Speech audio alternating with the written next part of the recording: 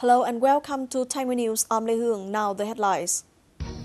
China will send 3 more oil rigs to South China Sea by August. Delegation from the government's Enterprise Renovation Agency visited Thái Nguyên province. Implementing the guidelines on assessment and accreditation of new rural society construction communes. Continuing to update information about China's illegal placement of the Hai Yang Sư Yo 981 oil rig in Vietnam waters, beside the Nan Khai Chiu Khao oil rig, which was recently deployed to the South China Sea, China is about to send 3 more oil rigs to the South China Sea. China's Maritime Safety Administration posted on its website the positions of the Nan Khai Chiu Khao No. 2 and No. 5 oil rigs. These locations showed that these 2 oil rigs were about to be towed to the waters between southern China and the Dongsa Islands, which are controlled by Taiwan. The Nan Khai Chiu Khao No. 4 oil rig will be placed near the Chinese coast. China's Maritime Safety Administration also announced that all these 3 oil rigs would come into operation by August 12th, but it didn't say clearly who owned these rigs. The announcement was released less than 2 months after Beijing inconsiderately and illegally positioned the Hai Yang Shiyu 981 oil rig in Vietnam's waters. In the field, China vessels have continued their aggressive actions, such as ramming into Vietnamese Coast Guard vessels and preventing them from doing their duty in Vietnam's territorial waters and continental shelf. On June 21st, China escort ships protecting the illegal rig in Vietnam's waters repeatedly got too close and impeded the law enforcement of Vietnamese ships. While detachments of Vietnamese fisheries surveillance ships and Coast Guard ships approached the rig at a distance of 10 nautical miles, fisheries surveillance force members continued to implement communication measures through the international VHF 16 channels in Vietnamese and in Chinese, aiming at requesting China to withdraw its escort ships and the Hai Yang Shiyu 981 oil rig from Vietnam's waters. However, at that moment, Chinese vessels flashed out to obstruct Vietnamese ships. On the one hand, they issued their distorted allegations, perversely saying that Vietnam's law enforcement ships were violating China's territorial waters. On the other hand, they speeded up to ram into Vietnamese ships. China's actions, regardless of international law in the South China Sea, have further caused resentment in the international community. US and New Zealand have also voiced their protests against China's behaviors, which are escalating tensions, and called for disputed parties to seek solution to this issue. Speaking on the sidelines of the talks with New Zealand's Prime Minister John Key, now visiting Washington, US President Barack Obama has asked China to peacefully resolve disagreements emerging after China placed illegally its oil and gas exploratory drilling rig in the South China Sea to avoid escalating tensions. For us to be able to resolve disputes like maritime disputes in accordance with international law and encourage all parties concerned to maintain a legal framework for resolving issues as opposed to the relationship. For his part, New Zealand Prime Minister John Key has also expressed similar views with US President Obama on the South China Sea issues. International law, the law of the sea, and peace and stability in every region of the world is important. Before, senior officials of the US and many countries over the world have also criticized China's actions. Last June the 19th, a delegation from the government's Enterprise Renovation Agency had a meeting with the leaders of Thái Nguyên Province People's Committee on the restructuring of enterprises for the period 2001-2015 and the implementation of the investment projects into Cốc Lếch tourist area.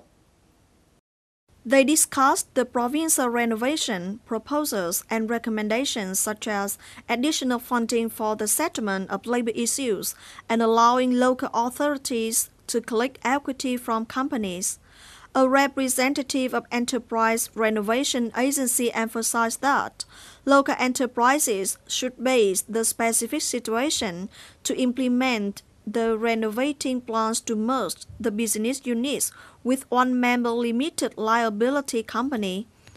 for the implementation of investment projects in the resort area of Kok Lake.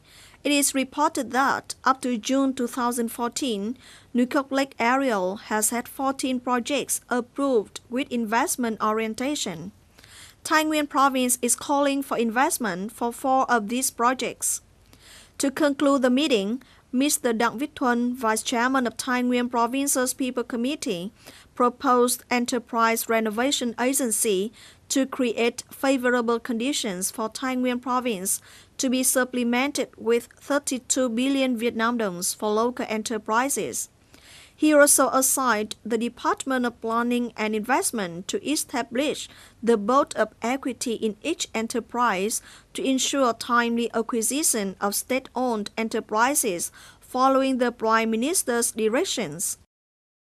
Last June the 20th, the Central Coordinating Office of the Nationally Targeted New Rural Society Construction, in collaboration with Thái Nguyên Province Coordinating Office, organized training on the implementation of the decisions of the central agencies on provincial criteria and instructions on the assessment and accreditation standards of new rural society communes.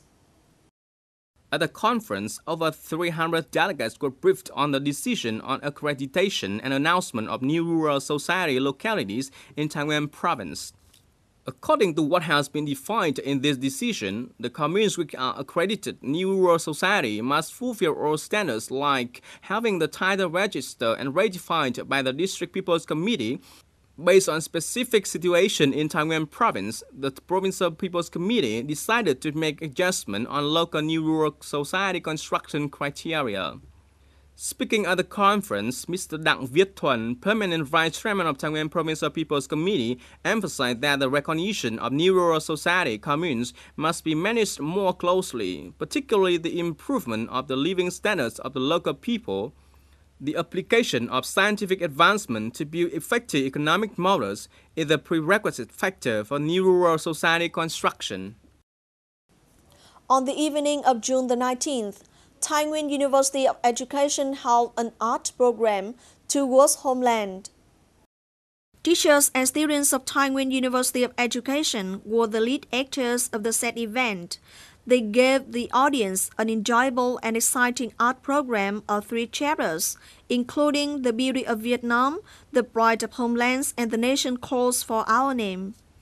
In the same premise, majority of teachers and students donated nearly 150 million Vietnam đồng for the program, Gratitude to Paracels and Spratly Islands, which can be sent to the soldiers on duty at the Paracels and Spratly Islands, Coast Guard ships, fishery surveillance ships who are there to defend the sovereignty of the sacred homeland.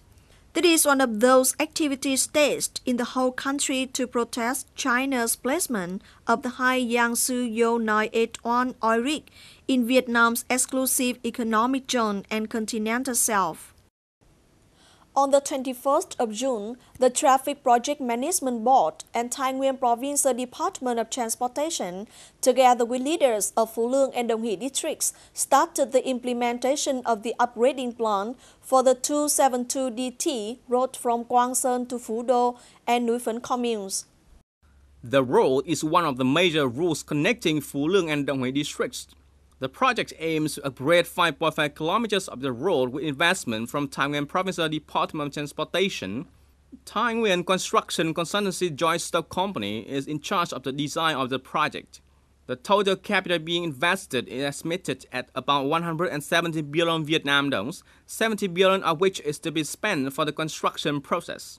The road runs into Phú Đô commune of Phú Lương district and 3 other hamlets pertaining to Văn Lang commune, Đồng Hỷ district. The upgrading project requires the withdrawal of roughly 96 square meters of land from 86 households. The implementation of the project commenced on the 22nd of June. It is expected that the project will be completed within roughly 2 years, hopefully in September 2016. The completion of the said project will be of great importance to the socio-economic development of the eastern sector of the province and will facilitate commuting between Phú Lương and Đồng Hỷ district.